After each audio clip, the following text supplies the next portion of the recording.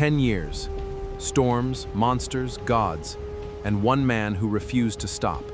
This is the full journey, from burning Troy to the shores of Ithaca. Odysseus's journey isn't just an epic, it's a 10-year trap of storms, shipwrecks, monsters, and angry gods stretching from burning Troy to distant Ithaca. The war is finally over. Troy burns behind him, the Trojan horse still smoldering, and Odysseus turns his fleet toward home, thinking the hardest part is behind him. He has no idea that this departure is the beginning of 10 more years of chaos on a lonely shore. Curiosity leads Odysseus into the cave of Polyphemus, a giant Cyclops who turns hospitality into a bloodbath.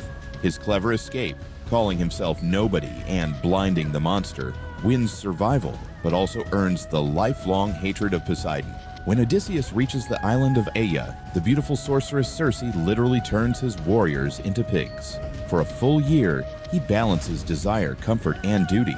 Trapped between her magic and the memory of Penelope waiting in Ithaca to find a way home, Odysseus must cross into the land of the dead on a storm-lashed shore.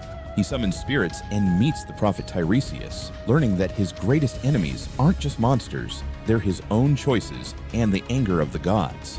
The Sirens promised perfect knowledge in a single song. Odysseus is tied to the mast, screaming to be set free, while his crew rows past with wax-stopped ears. He survives only by choosing ignorance over beautiful, lethal truth. In a narrow strait, Odysseus must choose between two nightmares, a hungry whirlpool and a cliff-dwelling monster with 6 snapping heads.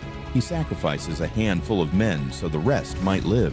One of the ugliest decisions of his entire voyage. Shipwrecked and alone, Odysseus washes up on Ogygia, where the nymph Calypso offers immortality, comfort, and endless desire.